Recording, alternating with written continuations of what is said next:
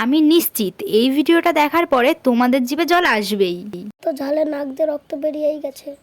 দাঁড়াও, সবটা বলছি। অনেকদিন পর আজকে একটু টমেটো মাখা খেতে ইচ্ছা করছিল, আর ইচ্ছা করছে খাবো না তাই কখনো হয়?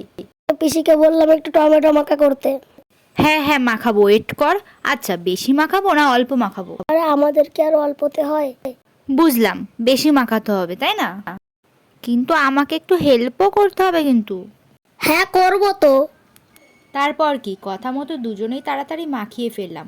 ভিডিওতে তো দেখতেই পাচ্ছ, তাও বলে দিচ্ছি, টমেটো, লবণ, লঙ্কা আর তেঁতুল, বেশি কিছু না। বিশ্বাস করো গাইস, এতেই এত টেস্ট হয়েছে বলার মতো না।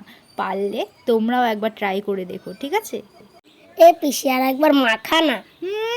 কি শখ, আবার পরে একদিন, আজকেই তো খেলি রে, আবার পরের দিন। দেখো, প্রথমে তো ভাবলাম যে ভালো হবে না, কারণ তেমন কিছু নেই, লেবু পাতা দিইনি, মানে তেমন কিছুই দিইনি, ঘরে যা ছিল সেগুলো দিয়ে বানিয়েছি। কিন্তু বিশ্বাস করো গাইজ, আমি তো এখন ভয়েস ওভার দিচ্ছি, মানে আমার তেঁতুলটা দেখে জাস্ট জিভ দিয়ে জল চলে এসেছে, মানে এত টেস্ট হয়েছে।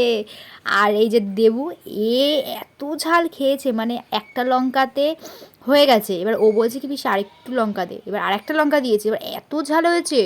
পরে দাঁড়াও তোমাকে দেখাচ্ছি, ওর পুরো মানে নাক দিয়ে রক্ত বেরিয়ে গেছে। হয়তো তখন স্কিপটা নেওয়া হয়নি, কারণ নাক দিয়ে রক্ত বেরিয়ে গেছে, ভয় পাচ্ছিলাম আমরা। তো পরে দেখাচ্ছি ওর জামাই লেগে রয়েছে, আমি দেখাচ্ছি নাক দিয়ে রক্ত বেরিয়ে গেছে। ওর কাছে শুনলাম যে ওর নাকি মাঝে মাঝে এরকম হয় অনেক ঝাল খেলে, তাহলে বিশ্বাস করো তাও খাচ্ছে।